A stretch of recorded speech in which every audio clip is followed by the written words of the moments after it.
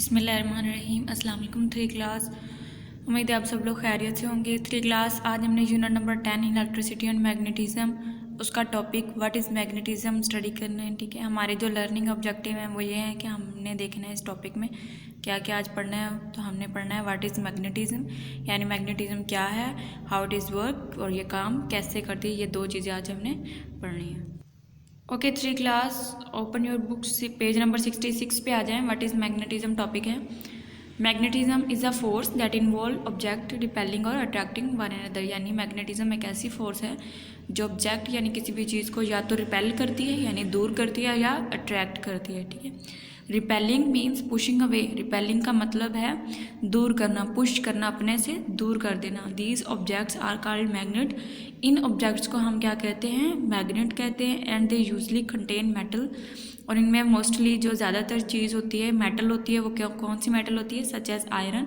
Iron metal इनमें पाई जाती है। That have strong magnetic qualities, जिसके अंदर बहुत स्ट्रॉन्ग मैग्नेटिक क्वालिटीज़ होती हैं। मैग्नेटिक क्वालिटीज़ यानी किसी चीज़ को रिपेल करना या अट्रैक्ट करने वाली इसमें क्वालिटी होती है। Magnetism works when all the electron in a metal are moving in the same direction. कहता है कि मैग्नेटिज्म फोर्स जो है वो तब काम करती है जब ऑब्जेक्ट के अंदर इलेक्ट्रॉन है वो एक ही डायरेक्शन के अंदर हो। ठीक है, सारे एक ही तरफ मूव कर रहे हो, फिर जो है मैग्नेटिज्म वर्क करेगी। Usually electron will all over the place but in certain metal they move the same way. ठीक है, कभी कभार तो ऐसा होता है कि कुछ ऑब्जेक्ट में वो सेम डायरेक्शन में मूव कर रहे होते हैं, लेकिन कुछ में सेम डायरेक्शन में इलेक्ट्रॉन जो वो मूव नहीं करते, जैसा इस डायग्राम में दिखाया गया। ठीक है, ये सारे इलेक्ट्रॉन ये ऑपोजिट डायरेक्शन में जा रहे हैं, कोई इधर जा रहा है कोई इधर जा रहा है। ठीक है, तो इसके अंदर जो मैग्नेटिज्म है वो वर्क नहीं करेगी। ठीक है, a metal with electron moving in different direction, यानी मेटल के अंदर जो इलेक्ट्रॉन है वो ऑपोजिट यानी एक दूसरे के मुखालिफ जा रहे हैं। This metal is not magnetic, यानी इस मेटल पे जो मैग्नेट है वो काम नहीं करेगा। ठीक है, उसके बाद है metal with electron moving in the same direction.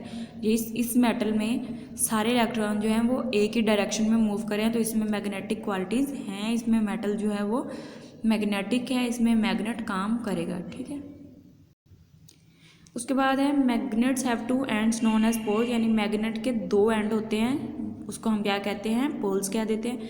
One is the north pole and the other is the south pole. एक पोल को हम कहते हैं नॉर्थ पोल और दूसरे को कहते हैं साउथ पोल।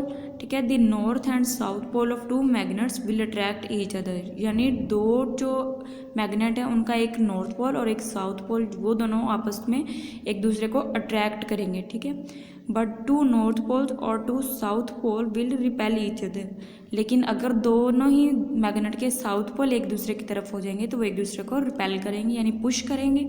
ठीक है, अगर दोनों नॉर्थ पोल हो जाएंगे तो वो भी एक दूसरे को पुश करेंगे। ठीक है, लेकिन अगर एक नॉर्थ पोल हो और एक साउथ पोल हो तो वो एक दूसरे को अट्रैक्ट करेंगे।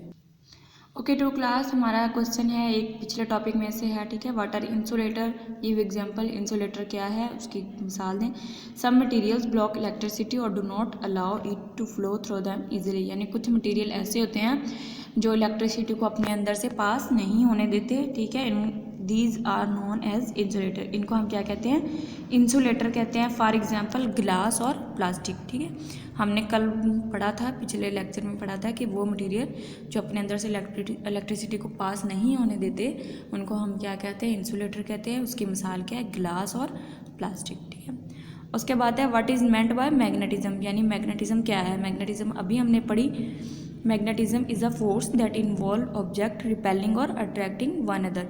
मैग्नेटिज्म एक ऐसी फोर्स है जो ऑब्जेक्ट को या तो रिपेल करती है या तो पुश करती है या अपने तरफ अट्रैक्ट करती है। ठीक है, उसके बाद आपकी असाइनमेंट भी है कि आपने इन दोनों क्वेश्चनों को राइट करना है। आपकी डायरी भी यही कि आपने जो आज टॉपिक पढ़ा है उसको लर्न करना है और क्वेश्चन नंबर 2 और 3 को लर्न भी करना और राइट भी करना है। अल्लाह हाफिज़।